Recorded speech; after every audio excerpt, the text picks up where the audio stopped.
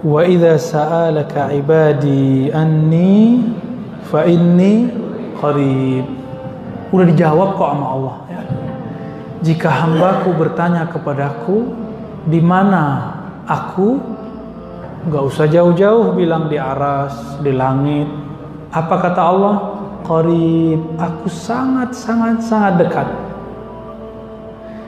Lalu kenapa ada ayat Ar-Rahman 'alal 'arsy istawa? Surat Thaha, bahkan diulang sampai 6-7 ayat. Allah Maha Rahman istawa di atas arasy. Kita sudah bahas ini sebelumnya ya. Ya, biar Bapak tambah yakin. Menghilangkan syak. Liyatma'inna qalbi, supaya tenang kalbunya. Insyaallah Allah yang kasih tenang. Allah itu bendakah? Bukan. Allah itu rohkah? Allah itu satu jenis dengan malaikat, satu jenis dengan jin, satu jenis dengan manusia. Nah, kita ini semua disebut jisim, benda. Yang butuh tempat itu hanyalah benda. Maka jika disebut Ar-Rahman 'alal 'arsy istawa, Allah bersemayam di atas arasy, haram dibayangkan Allah menempati sesuatu. Lalu apa maksudnya Ustaz? Hanya Allah yang tahu. Mana dalil saya? Dalilnya 2. Surat Ali Imran, kemudian Asy-Syura ya. Di Ali Imran disebutkan wa ma ya'lamu ta'wilahu illallah. Tidak tahu takwilnya, penjelasannya, kecuali hanya Allah. Ciri-ciri orang yang menyimpang akidahnya, meskipun menyebut dirinya ahli sunnah, coba-coba mendetailkan makna istawa, menyimpang langsung akidahnya. Di kalbunya ada zaigh. Zaigh itu al-muyul ila dhalal, kecenderungan kepada penyimpangan dan kesesatan. Maka perhatikan, setiap orang membayangkan Allah bertempat, nur di kalbunya hilang, nur di wajahnya hancur. Kenapa? Pikirannya seharusnya tidak memikirkan itu. Maka ulama kita menyimpulkan walasna mukallafina bihaza. Kita tidak ditaklif, dibebani untuk memahami ayat ini, karena ini termasuk ayat yang mutasyabihat, yang tahu hanya Allah. Saya mau tanya, langit kedua di mana? Bumi bulat atau datar? Benar bulat. Nggak tahu juga kan, kemana-mana kita pergi datar kok, tapi di foto sama NASA bulat. Nah, bingung kita. Bumi aja nggak tahu bulat sama datar, langit kedua aja nggak tahu, apalagi yang ketiga, apalagi langit keempat, terus langit ketujuh, apalagi arasy. Arasy itu Allah sebut Rabbul Arsyil Azim, arasy yang besar meliputi semua langit dan bumi. Memikirkan dunia sekitar pun kita pusing, apalagi memikirkan tempat yang Allah sebut azim, besar. Besar menurut saya paling sebesar apa sih? Kalau besar menurut anak kecil ya paling segitu doang. Besar menurut Allah kita tidak bisa bayangkan. Maka Imam Syafi'i, Imam Ahmad, Imam Malik menjawab, apa makna istawa? Ala ma aradahu Allah wa rasuluhu. Yang tahu maknanya hanyalah sesuai dengan yang Allah maksud dan Rasul maksud.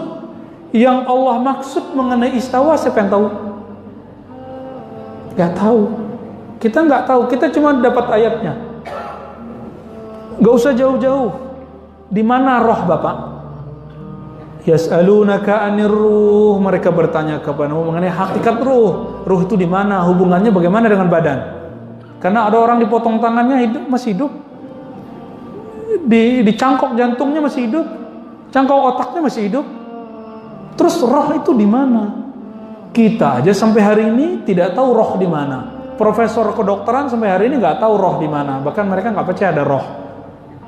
Ya. Roh aja nggak tahu di mana, apalagi pencipta roh. Jadi pertanyaan aina Allah, di mana Allah? Kita lihat, ini hadis kan kita sudah bahas di tempat lain lebih dari 3 kali Pak. Kita pertegas di sini. Hadis aina Allah, di mana Allah hadis itu ditanyakan oleh Nabi ke perempuan yang IQ-nya rendah. Dia budak perempuan yang gak becus ngurus peternakan tuannya, namanya Ibnul Hakam. Ibnul Hakam kesal dengan budak perempuan ini, maka dibawa ke Nabi, ditanyakan, ya Rasulullah, in ra'aitaha mu'minah fa'atiqah. Jika engkau memandangnya, menilainya mukmin, aku akan memerdekakannya. Lalu Nabi tanya, riwayatnya ada banyak macam. Pertama, aina Allah, di mana Allah? Di langit. Di riwayat kedua gimana? Bukan di mana Allah. Atashhadina alla ilaha illallah. Di mana Allah? Bukan.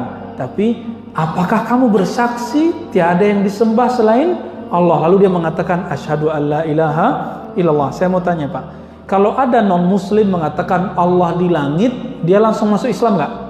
Langsung mu'alaf nggak? Kapan orang itu disebut muslim? Bersyahadat.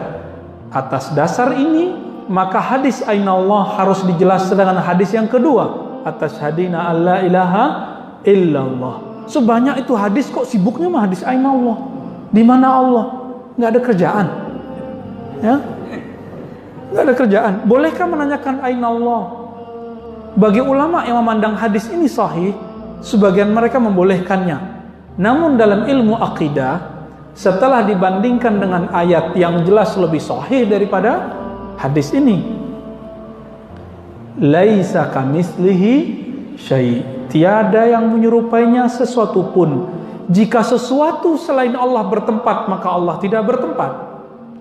Maka saya meyakini Allah bersemayam di atas aras tanpa membutuhkannya sebagai tempat. Apa maknanya? Hanya Allah dan Rasulnya yang tahu. Siapa yang coba-coba cari maknanya, zaigh, di kalbunya ada kesesatan.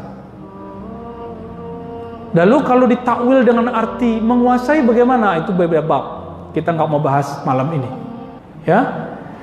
Bapak udah ketawa, udah tahu beliau ya. Jadi bolehkah meyakini Allah di atas? Enggak. Kenapa Imam Ibn Taimiyah masuk penjara? Bapak tahu? Karena dia meyakini Allah bertempat di atas bizatihi, dengan zatnya. Masuk penjara, Pak. Karena berbahaya. Di zamannya Imam Ibn Taimiyah masuk penjara karena berbahaya bagi orang awam. Tapi gimana lagi, kitab-kitabnya tersebar hari ini. Tersebar hari ini. Oke, bagian akhir. Coba bandingkan. Jika Bapak masih ragu, Ar-Rahman al-Arsy istawa, Allah bersama di atas aras. Satu. Kan ada lagi ayat. Wa huwa ma'akum ainama kuntum, dia bersamamu dimanapun kamu berada.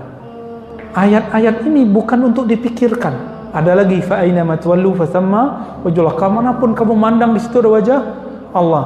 Kalau sudah lolos bab pertama, Allah bukan benda, Allah bukan roh, Allah bukan seperti yang kita lihat itu, maka Bapak sudah lolos ya. Kalau sudah lolos, jika dia bukan benda, maka dia tidak butuh apa yang dibutuhkan benda. Bayangkan sekarang Al-Quran tapi nggak ada tempatnya, mushaf tapi nggak ada tempatnya. Bisa bayangin? Bayangkan diri saya sekarang Ar-Razi duduk tapi tidak bertempat. Bisa nggak? Nggak bisa. Kenapa? Saya benda, Allah bukan benda. Imam Ibn Taimiyah terjebak dengan logikanya sendiri karena beliau mengharamkan falsafah, mengharamkan ilmu mantik. Tidak semua ilmu mantik dan falsafah itu haram. Ada yang haram. Imam Ghazali sudah tulis 3 hal, selebihnya boleh. Imam Ghazali sudah tulis Al-Munqiz min ad-Dhalal, kemudian Tahaffut Falasifah, 2 kitab ini silakan dibaca, sudah ada terjemahannya. Imam Ibn Taimiyah menghantam filsafat semua dan dia tulis kitab judulnya Ar-Raddu 'alal Mantiqiyyin. Rad, kritik keras, membatalkan ajaran orang-orang ahli mantik, ahli logika.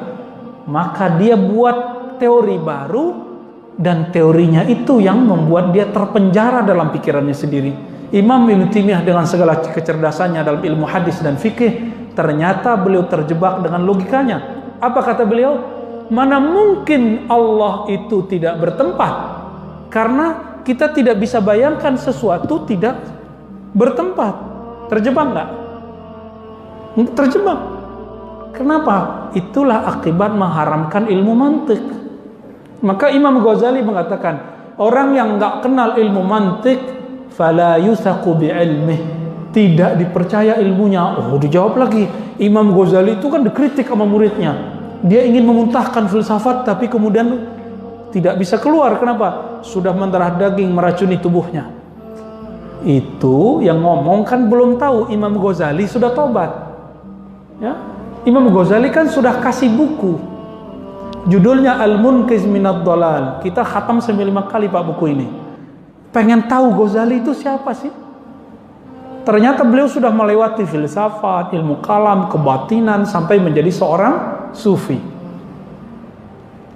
Dan beliau nulis buku itu supaya orang tidak terjebak kepada logikanya atau ilmu kebatinannya atau filsafatnya. Maka beliau kasih rumus-rumus. Dalam ilmu akidah ini yang pantas dipelajari, ini yang tidak. Dalam ilmu filsafat ini yang boleh, ini yang tidak. Dalam ilmu rohani ini yang boleh, ini yang tidak. Dalam ilmu tasawuf ini yang bid'ah, ini yang tidak. Beliau sudah kasih rule yang sangat bagus. Tiba-tiba Imam Ghazali sekarang dikatakan oleh salah satu orang yang tidak punya adab, bakar kitab Imam Ghazali Ihya Ulumuddin. Kata dia, ya, dia nggak tahu kitab Ihya Ulumuddin itu walaupun ada 300 hadis palsu, masih tersisa hadis sahih, hasan dan dhaif 4.300 lebih.